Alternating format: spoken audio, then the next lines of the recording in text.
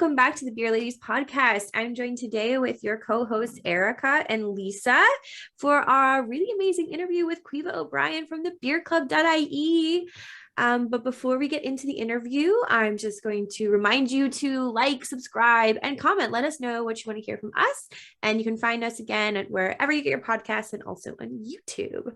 But before we really get into the interview, I'm going to ask the perennial question. What are you drinking? So Lisa, what are you drinking? So I have gone for something low key. I'm having a rest day today, so try to be no alcohol. So I've got the Dungarvan Mainsail, which is their alcohol-free pale ale. So love to see more local craft folk getting in on the low and no alcohol bandwagon, especially as we get up toward dry January. So so far so good. And Erica, what are you drinking? I have Hope Beer's Winter Seasonal Emmer Stout. And I'm showing our viewers on YouTube the can. I just started drinking it a few minutes ago, and it says it has notes of roasted grain, coffee, and dark chocolate, and it's really, really delicious. Yeah. And Caoimhe, what are you drinking? So technically I am in our office today, but I was doing a couple of tasting notes. So I'm not completely drinking, but I'm sampling the delicious Heaney, the farmer is the man Saison. I know it's probably a bit late in the year for Saisons, but it is full on lemony and herbal, and oh yeah, it's exactly kind of what I needed for something light for my tasting notes there today. So highly recommend it if you haven't got your hands on it yet. I enjoyed that one too. Lovely. Yeah, it's a good one. And from like a light lemony saison, I'm going to go the complete opposite way with a 10.9% White Hag Barrel Aged Black Boar 2020. Yeah, completely on the other end. People seem to really be obsessed with the barrel aged Black Boar. I know it's kind of a bit of like an Irish whale, if you will, that people seem to really like. And it does exactly what it says on the tin. It is a barrel aged stout that's, it's got all those flavors that you could get from the barrel, and it's really like rich and everything that you expect with this kind of a style. Like it's just dead on, bang on. So I can see why people really go for it. And your nail varnish is black to match. Yeah, well, and so's my top. Like I was theming myself today with the black everything. So there we go. Well, the other three of us are all rocking Christmas jumpers. That's right. Not planned. And then I think you're probably still in your Halloween vibes. Are you there, Christina? Well, that's just year round for me. Always. Like that's just a way of life, Halloween decorations. You mean just house decor? Like I don't know. Yeah, absolutely. Exactly. What is this seasonal thing you speak of? But before we really, Caoimhe, before we get more into questions from us, I just kind of want you to sort of introduce what you do to our listeners and kind of, yeah, exactly. What is it that you do, and how did you start your journey into beer and those sorts of things? Just so basically a job interview. No. My journey into beer is quite weird. Is probably too dramatic, or is a bit dramatic, but unusual. Although maybe many people are unusual to get into beer. Originally, I was a psychologist, so I did that for a couple of years. I was working in children's services in the UK, and as you can imagine, that's a bit of an emotionally taxing job. And got to a point where I was like, why am I even doing this anymore? I'm not enjoying it. So my family have been running 2 physical off licenses since I know the dates on this are funny because it feels like this was long before I was even legally able to drink. So I would say since 2004, 2005, maybe, giving away my age there. And while I was living up my psychology life in the UK, they took over or started kind of co-running, now full-time running, the BeerClub.ie. So we're an online craft beer store. And then at one point they kind of went, hey, if you're sick of this psychology thing, we kind of need someone cool and hip. I don't know why they thought it was cool and hip. I've never been cool or hip. I was like, can you come over and just help us with the marketing? Because you have Instagram and stuff like that. And that's not quite how they asked, but it was the general gist. And I came home, I should say, and I was responsible for kind of looking after all the social media. And then one of the things that we were doing online Twitter tastings as part of our subscription plans that we do. We stopped doing that because nobody really wants to be interrupted watching the match on Tuesdays. Or I don't know what the matches were, but apparently they were popular. It's not my thing. But it was Yellow Belly's Citra Pale Ale that I tried, and I was like, oh damn, this beer thing is kind of cool. And kind of been hooked ever since. And that's 4 years ago. So I was, long story short, continued kind of working with family business for a couple of years. Then I was approached by Guinness to join their beer specialist team. So I did that again for about 18-ish months. I have no concept, like I don't even know how we're in November 2021. And then just before the pandemic hit, I'd left Guinness to go to another kind of beer company, but during the lockdown I realized that actually what I really was passionate about was kind of being a bit more hands-on in the industry. So I came back to the family business, and my official title changes depending on who you ask, which should be me most of the time, but it changes every time.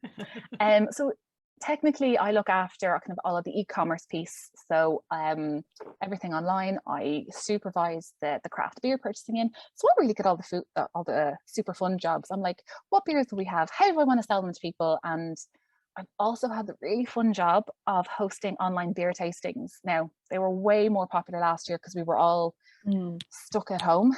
And I basically got paid to talk beer to people and obviously drink the beer with them. Horrible job, as you can imagine. So yeah, I basically have all the fun jobs when it comes to beer. But yeah, that's pretty much my role, although obviously it's a bit more stressful than that, but yeah, it's pretty much it. Pick beers, sell beers, talk beers. That's probably it. And did you see an uptake in things like growlers and crowlers and mini kegs during the pandemic? Oh my God, yes. There was kind of, so we all went into lockdown. What was it, like it's like the 15th or the 11th of March or something. It was before St. Patrick's Day. And both the physical stores, we have one in Caoimhe and Mulhuddard, Dublin 15, and Caoimhe in Tyrrellstown, again Dublin 15. And sorry, the Tyrrellstown one has a growler station, so that's a takeaway container for beer. You guys, kind of being from further afield, are probably far more aware of kind of the use of growlers, and crowlers not massive here just yet. But people, it was just like, I'll pop into the local off license because I don't have to queue for 40 minutes to get into the huge big supermarket. And you know what, we're going to do our best to support local. And well, you're telling me that mini keg comes from the brewery down the road, brilliant, I'll buy that and that'll do me for the weekend. Or you know, we're having a barbecue and a safely distanced one. And it was almost like we could not order in stock enough, or fast enough I should say.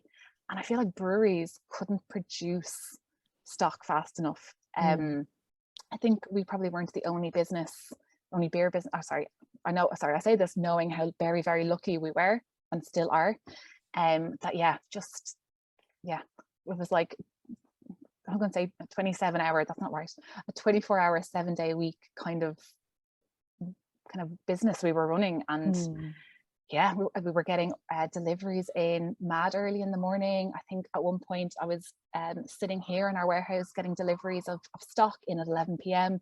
because people were just trying to do everything. It was like, I don't know, like whack-a-mole. Do we all remember that game? Like, yeah. Right, I'll focus on this thing. Oh no, I'll do that thing. And it was just mayhem, but it was, people were, and in fairness still are, it's tapered off a little bit, but people are very much, I want to try the local thing. I'm up for trying something new. And hey, if I'm able to try it in a format I haven't tried before, like a mini keg or a crowler, which is kind of the canned draft beer, which is technically, it's a brand name, but we all know, yeah, it's like Hoover, yeah. We all know. So yeah, no, it's good to see that kind of uptake is still around, just maybe not at the same level as last year, thankfully. And that busyness is definitely a good problem to have. Absolutely. And yes, I suppose our cousins, our siblings in the alcohol industry, which would be, say, the pubs, yeah, they had a really horrible year. So I complain knowing that it's a very privileged complaint to make, as do all my colleagues here. We give out, but, yeah. But we know we're lucky. And what does it look like too with more and more, especially the smaller producers shifting to cans? We know that, a lot of them weren't set up initially, but now that we're, a little less locked down and can go to pubs and so on, are people still buying a lot of cans? It seems like, especially for things that maybe are from the next county over or something that's not immediately on tap at your local pub. I'm wondering if that appetite has stayed or if that sort of shifted with things being more open. From a kind of a sales and a stock turning over perspective, but things have definitely slowed down. But what seems to have happened last year is that maybe people were kind of purchasing from us physically online or you know what I mean, either online or physically in store. And they've had, it was, you'd get dressed up to go to the supermarket, and people were like, well, if I'm out anyway, I'll spend time looking.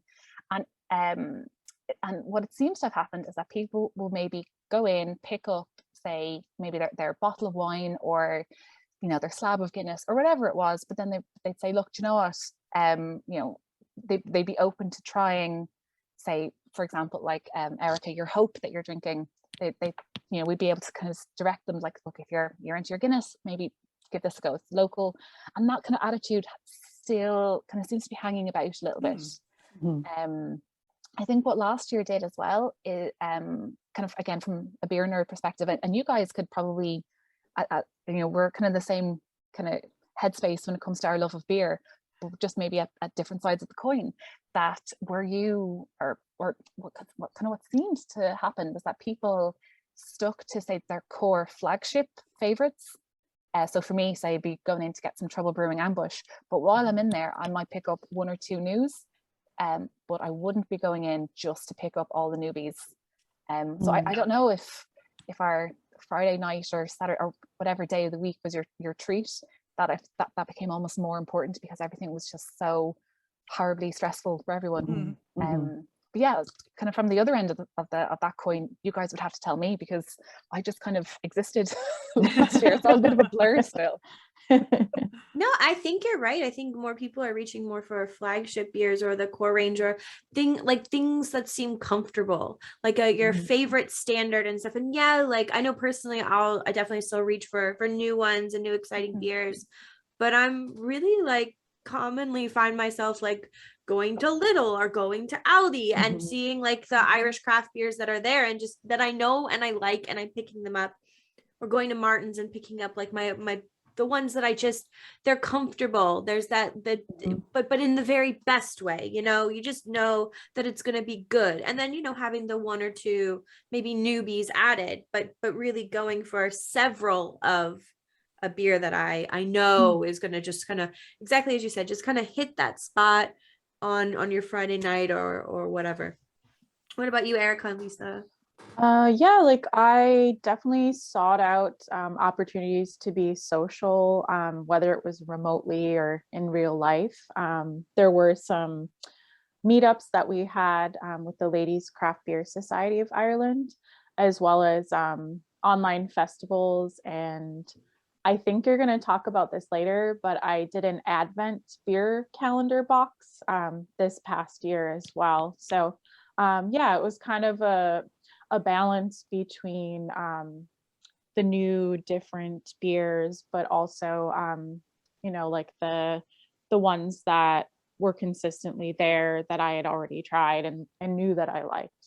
Yeah, it's really interesting, and I feel like now that we can go back to pubs more regularly, I feel like the novelty of just being in a pub and having something on draft is worn off a little bit. But I'm still like, oh, thank goodness, there's a place I can go and get Ambush or get or get some of my favorite Hope beers. But I have the same thing almost, where there's a balance of the cans in my fridge. I always have certain Hope beers, certain Ballykilcavan beers, just because they're so good, and so I just need to have them there and know they're accessible and available. But I also kind of want to be surprised by some of the other stuff that's out there. But I think like you're saying, Erica, too, I don't think I would buy a whole sort of mixed case of things I haven't tried yet. But again, when it comes to like the Advent calendar type thing, there I do want to be totally surprised. But I think there's that kind of that sense too. Like, yeah, the core ranges can feel really comforting, and just to know that Sure. the quality's good, and you're just gonna you're gonna get a great beer. And I think as well, being able to physically sit down indoors and have our pints in a proper glass made such a big difference to me, rather than just sitting outside with a plastic cup, even if it was a fresh takeaway pint. We're just making baby steps of progress. And fingers crossed that everything stays open this side of Christmas. It's scary. So anyway, I on one hand, kind of as a human, which makes me sound like we're the four of us, one of us is not human. As someone living in Ireland, that you're like, oh, I hope everything stays open. But then on the other side, kind of from a business perspective, we're like, we have this little mean mentality. We're like, oh, wouldn't it be lovely to kind of get that peak again? Then you're like, but it's on the backs or off the backs, whatever the expression is, of again our kind of on premises counterparts. So so it's a weird dichotomy to hold. Right. And we might as well ask you now, because we brought it up. Can you tell us about your Advent box and how that started and how it's going? And oh God, Advent calendars. Well, first of all, I'm so very excited. They are you kind of, because I know some of you guys have purchased them. At least I think you were one of the first people to buy them. You were like, because I was like, oh, I know that name. That they actually require so much effort. I mean, they must. And just because it's 24 bottles and or cans. Yes. Yeah. So we started doing an Advent calendar, I think I'm going to say about 3 years ago. I feel like that timeline might not be correct, but it wasn't there. So kind of last year and this year, what we wanted to do was we were like, everything was horrible last year. Sorry, not everything. Again, very privileged. I'm aware of that. It was a very unpleasant year for lots of us. So we kind of said, look, we've done this Advent calendar before. We weren't really happy with the execution. So what we decided to do, we went and we got our very own Advent box created just for us. Literally from how tall the box was to how fat each little section was, and how they were. I can't even remember exactly how many times we packaged the Advent calendar, and it's like on a shipping box, and we turned it sideways and we shook it like we were shaking a cocktail, because we were like, this is exactly how the couriers are going to treat it. But the idea was that we wanted to give people who were in this headspace of, hey, let's support local, let's kind of try Irish, and people were open to trying new things, that we wanted to do something a little bit different. So we went ahead with our fancy box. Last year it was unbelievably I think it sold out before we even hit like October. It was just insane. And I'm still slightly in shock. I think I'm still traumatized from it. But yes, so it went down very well. There were a couple of like little kind of courier issues, as I'm sure there always is. And given, I think it was 550 or something we sold out last year.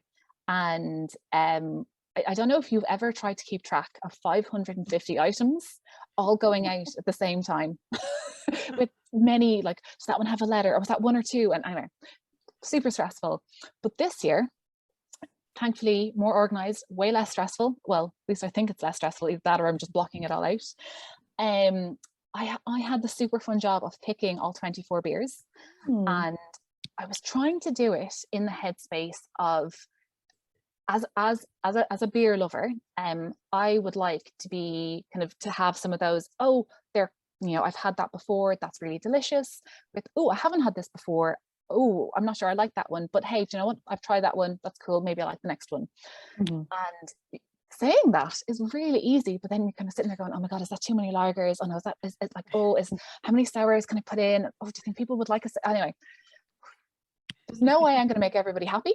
But if you guys had purchased that, say for me, Okay, obviously I'm biased, but I would be very happy to get those range of beers. I feel like it's a very good representation of the beer styles, kind of with some slightly fancier, some more accessible, and some that, you know, sours are a bit marmitey, aren't they? You either love them or hate them. Are you still taking pre-orders?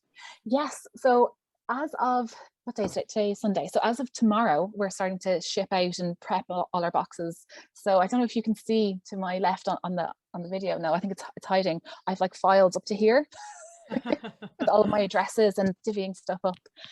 So yes, so for the next kind of say 10 days, we are prepping the boxes and dispatching them. And yeah, so slightly terrifying, but super exciting. And I think, yeah, so hopefully Lisa and Eric, I can't remember who's ordered what, but I know that you guys are on a list somewhere that I'm hoping that you love them. Or at least are like, oh yeah, her beer choices are all right. I'll accept that. That's a very low bar. Yeah, so yeah, hopefully for people who are like, look, I kind of like the idea of beer. I don't want 24 double IPAs. That's a bit much. Yeah, but hey, if that's what you like, that's cool. That's not what we did. Yeah. I think at the moment there may be 30, maybe 40 left. I'm not entirely sure. It'll end up depending on when this is released. But so yeah, there are a few left, but I think we'll still hit our sellout, which is brilliant, but again, stressful because then it's more of a scramble to kind of catch up on bits. And I did email you guys a second ago before we jumped on this, that I have created a discount code for you all and for the listeners, and I would have to double check the spelling of it, but I believe it was Beer Ladies Podcast, I think. Okay. But if you guys want to share it on social media, go for it. Yeah. Fantastic. Thank if people even want to like message me to confirm what I said, please do, because it's there. Of course, you guys are welcome to use it personally as well. But yeah, it's valid up until the 31st of December. So even if you weren't doing Christmas presents but wanted to treat yourself in January, if you're doing dry January, I generally don't, but yeah, each to their own. Yes, so pre-Christmas time is insane, but that's why I'm wearing my Christmas jumper, because I'm feeling Christmassy. I might even stick Frozen on while I'm finishing up my work here, just to get into the zone. But yes, super fun beers coming through. Well, I was going to say post boxes, but probably not post boxes. It's a 12 kilo box. It's not going to fit through a post box. But yes, some delicious beers coming to you soon via a courier. Oh, fantastic. Yeah. How does that compare to your Oktoberfest box then? So yes, so the Oktoberfest box, oh god, that was actually a little bit stressful. I feel like everything I do is stressful. No, it's not. It's not at all. So Oktoberfest beers, so there, as you guys probably know, but maybe not everybody knows, there are 6 official Oktoberfest beers, and in Ireland, I think the only one that was actively being imported by one of the typical beer importers here was the Hofbrau Oktoberfest. So last year we kind of said, look, we'd love to get our hands on all of them, because there seemed to be a little bit of an interest and people were asking us. So last year we imported loads of them, and we did the same this year. So what we did was, rather than selling them individually, because one, that's much harder to keep track of all the stock, but what we did this year was that we had an Oktoberfest box. So there were 2 variants of that. So one was that you would have 1 by 6 of each of the Oktoberfest beers, and the other one, which was the one we released first, was 2 of each of the Oktoberfest beers. So you get your 2 Hofbrau, your 2 Spaten, your 2 Hackerschor, your 2 Augustiner. I'm starting to run out now, but yeah, it was 2 of each of them. They were extremely popular, and understandably, because who doesn't love a good Marzen? I can never say it properly, but French was my thing, and even in school, and even then it wasn't great. So I leave it up to other beer people. I think I have 2 left. I've got them, but so glad to find that box, because like you say, they're not easy to find here necessarily, which is kind of surprising, but yeah. And we did have a little bit of a disaster when we imported them ourselves, rather than kind of going through one of our other suppliers, who I have to say in general are brilliant. Just this time that wasn't on their radar, didn't want to do it, and that's cool. But unfortunately, the I don't know what happened. Something tipped over or somebody reversed into it. We're not really sure, but we ended up losing probably about 6 cases of Oh, Oktoberfest beer. gosh. And yes, given they were kind of a bit like gold dust in the first place, it was a little bit stressful. But look, beer spills. Yeah, beer, you know, we've all accidentally dropped a can or a bottle and been heartbroken. But yeah, should we get over it, don't we? No point crying over spilled beer. Maybe just be sad for 5 minutes and then you get over it. Yeah. Yeah, and actually, when thinking about some of those, like, kind of, I'll say curated in air quotes boxes, how much of that is either working directly with the brewery or a different distributor? It's probably a mix depending on what you're trying to do, but you have to kind of build some of those relationships individually, or is it a little easier to do kind of through, again, something like a distributor or series of distributors? Just I wonder how that shakes out. Do you know what? That's actually a really good question, because I feel like most of what I actually spend my day-to-day life doing is being professional best friends with people. We're very lucky, I think, in Ireland now. Sorry, I say that, and I've never actually worked in the beer industry in anywhere else. One, I think all of our kind of beer suppliers and distributors are extremely friendly. Everyone is always kind of up for the chats, and like they seem to genuinely kind of want to get to know you and stuff, and kind of and want to know what works well for you. So there's a handful of kind of big distributors that like, you know, you probably have, I'd say, at least 7 or 8 of their beers in your fridge. But there's a couple of big ones. But then I'm very lucky in that we've been around for so long that a lot of the time people approach us to be like, hey, would you like to list our beer? And generally it's oh my god, amazing, when can you deliver it to me? Which is not, I don't think it's the typical kind of sales experience for people. But I think for example, for the Advent box, it's probably about I'd say about 50-50 mix, where I get them directly from suppliers or through the what's going to call it, the warehouse, their distributor. Now, as some of the companies will only work through their distributor, which is completely reasonable. One, it means it's less like paperwork for them to chase up, and some people are still kind of, they're like, look, they're super new, or they're just kind of like, they don't have maybe the quantities that some of the suppliers want them to have. So it's really nice that it gives a little bit of freedom. But actually, I'll give you an example of kind of being like professional best friends with somebody. I think it was last week. It was quite late, and I got a phone call from one of the suppliers. So when I say late, it was maybe 8:30, 9 o'clock, and they were like, Caoimhe, I'm really sorry, those cases that you ordered, I'm not happy for them to go into can. I've pulled off this amount. Do you still want them? Do you want me to swap it for something else? And we talked through it, and I was like, look, that's fine. How about we do this instead of that? And easy peasy, done so. And that's much easier to do than kind of going through almost like a conduit, which are the distributors. But in saying that, the distributors, the amount of times that something has fallen through on me last minute, and you give them a call and they're like, leave it with me, and they'll rock up an hour later with their solution, and like sometimes physically rock up with stock for me. So we're, I think, in kind of the Irish beer industry, and kind of like me as the retailer and you guys as consumer, that I think the passion is absolutely there from the suppliers and the producers, and that hopefully that passes through people like myself to get to you as well. So it's a cool. Did Brexit have any kind of impact on that for you as a business? So Brexit, I feel, has just made everybody's life a little bit trickier. Particularly in Ireland, I think. But anyway, we're not here for political stuff.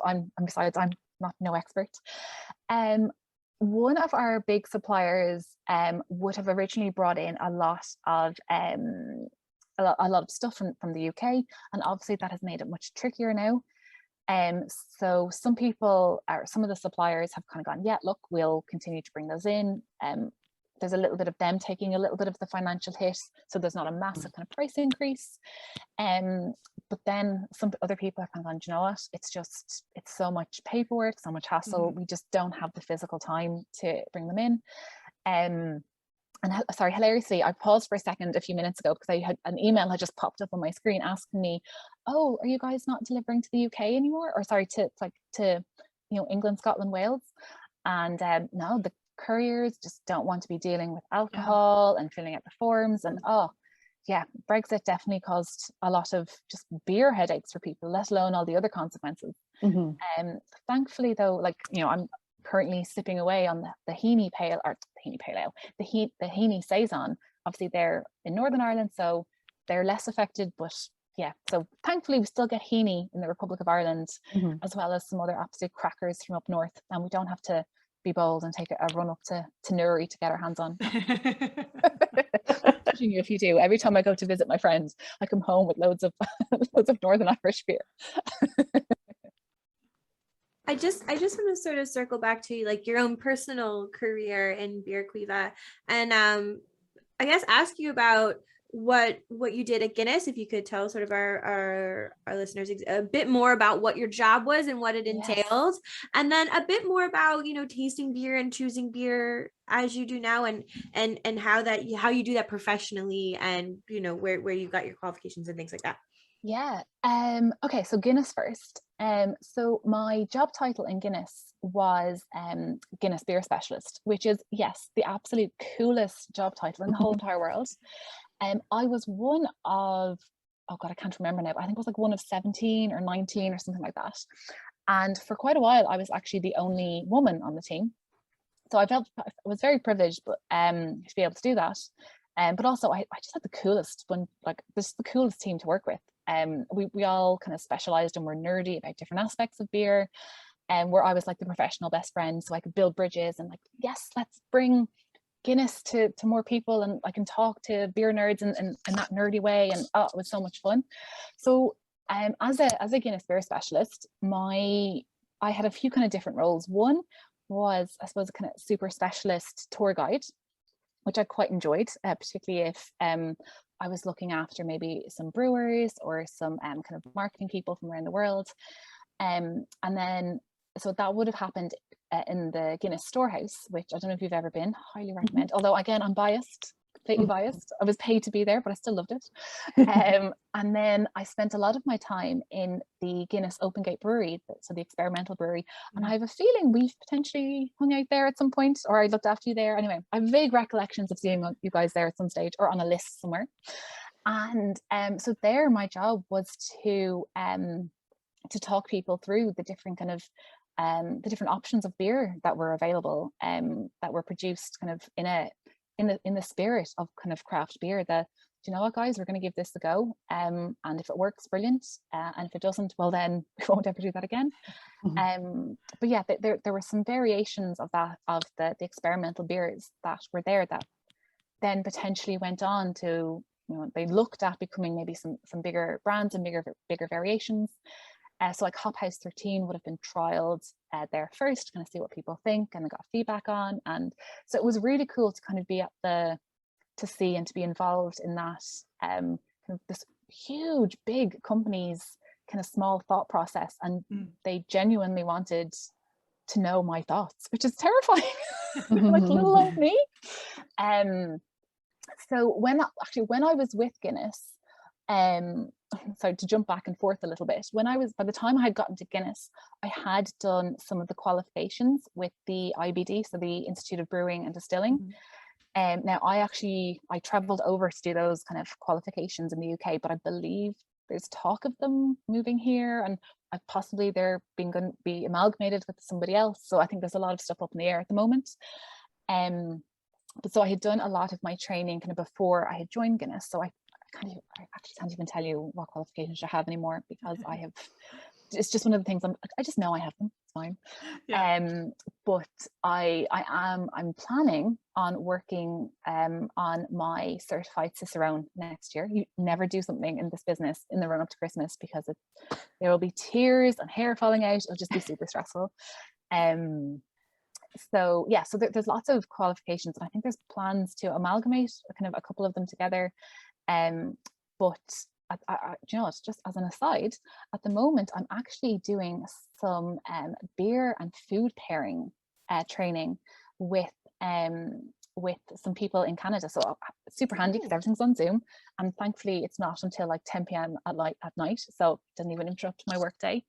Yeah, so there's so much out there, like official qualifications, and just, you know, you want to learn a little bit more. Yeah, there's so much out there that it's almost overwhelming. But yeah, if anyone's interested in any of them, definitely feel free to pop me a mail or DM or whatever to do them. But highly recommend, just even if just so you can ask really dumb questions that you don't understand. I have a dumb question. I'm sure it is not dumb. Do you Go for ever it. sleep? Well, I was very generous to myself today. I did not get out of bed until 10 a.m. and then I was like, I'll be in work for 12. Given it's a Sunday, no one's going to be pulling out of me for stuff. But yes, in the run up to Christmas, very little sleep happens. That's okay. So yes, end up doing results in making some awful kind of really dumb mistakes. Sure, it's part of the way. And if you can't make fun of your mistakes when you're tired and let your customers make fun of you for your mistakes, then yeah, I don't know what else you'd be doing, but yeah.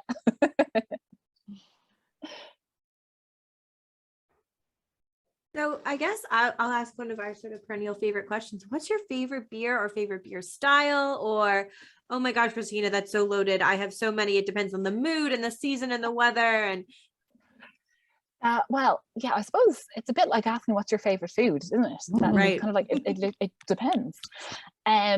I would generally, so I like most beers. I'm sure if you gave me something very specific, I'd be like, no, I'm not sure I feel about that, or not in the mood for that.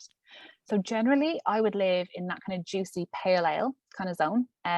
So we're talking things like Ambush, Blind Blocker, kind of Big Bunny. They're probably slightly different in each of them, but those kind of zones.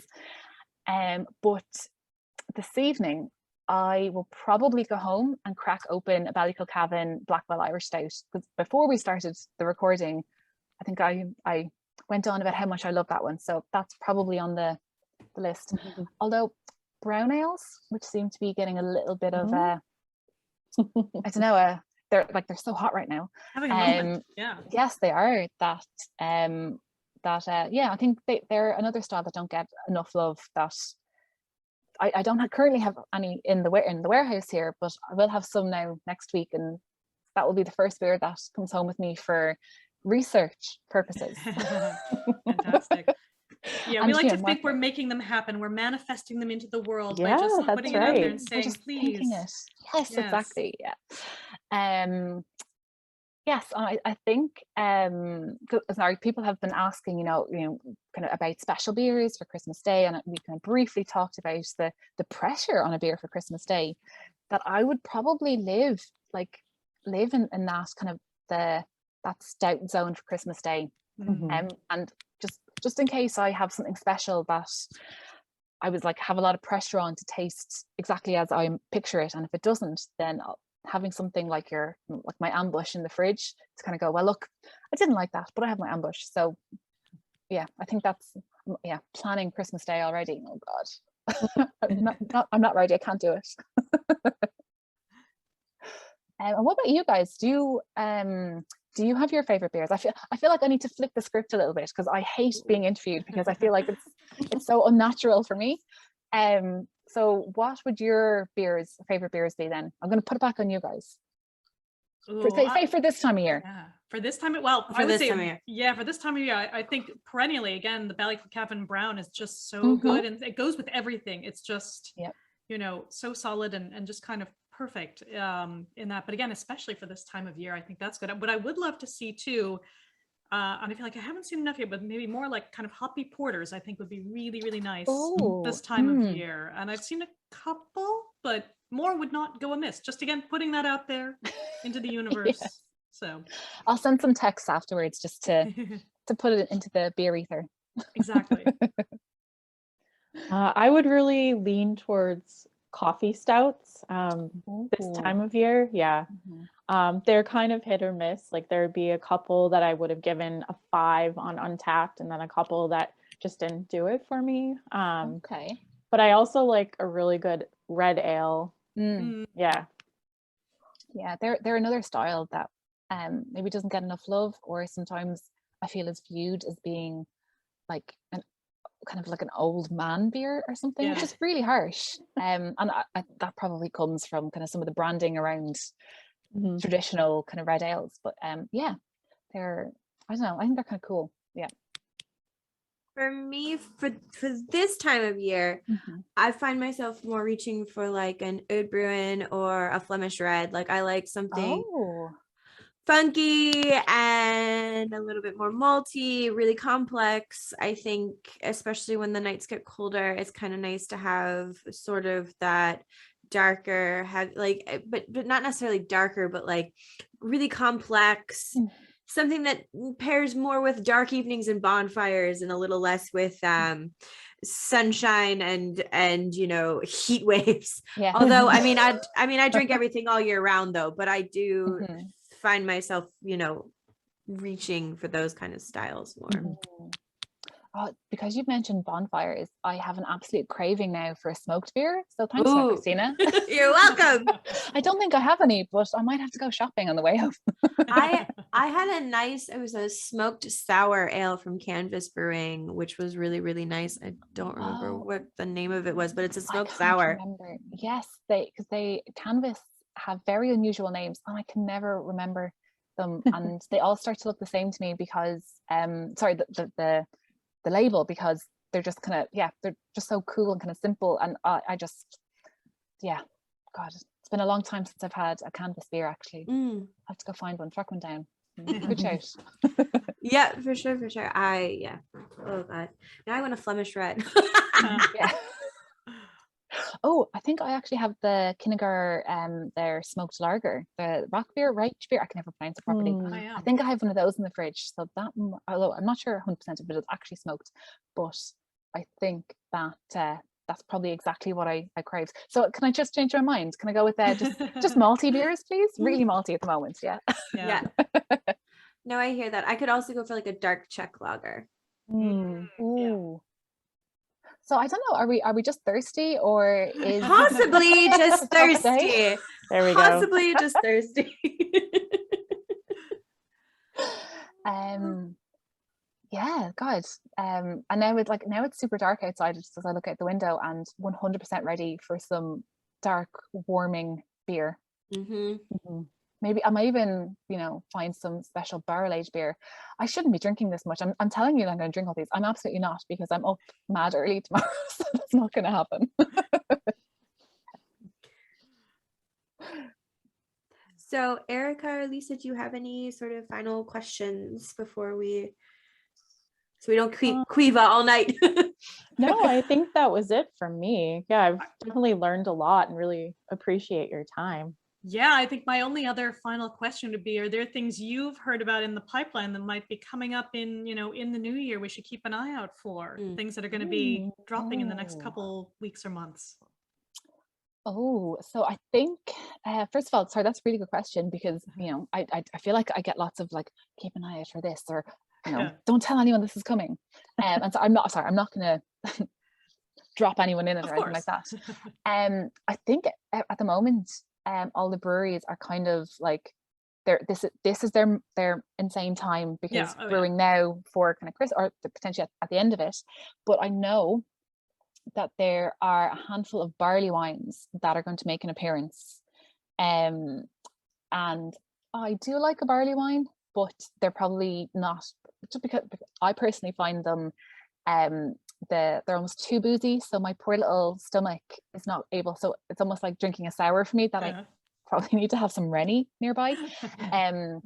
But I think for Christmas time and those slightly more snuggly January bluesy type times, I think barley wines are probably good for those. I don't think I bet you there is something really dramatic coming, or something exciting, and I've just completely forgotten about it, because because you hear it all day. It's all yes. No, I think barley wines are probably I bet you they'll start appearing now in the next 2 weeks, now that I say that. But no, I don't think I've no super secret industry insight, no trends or anything that I can think of anyway. No, apart from just hoping that everyone continues to love all the beer, which hey, we're preaching to the choir here. That's right. You don't need to convert us. Yeah, no, we're already sold on decent beer. Yeah, no, I don't think there is. I think that's it. We'll just have to keep checking the website, seeing what's out yes, there. exactly. And you know, obviously I'm very biased. We run our own on there online even beer store, but yeah, some, you know, you get some crackers kind of say in your supermarket as well. Although if you're able to support your smaller local business, go for it. But not everyone's budget can stretch that, and I understand that. So yeah, and I've often picked up some beers. I think was it last year? Thank God for the McGargles range in Super Value. People coming over, taking or not taking, but you know, having a couple of extra beers than planned, and you're like, but that was my ambush.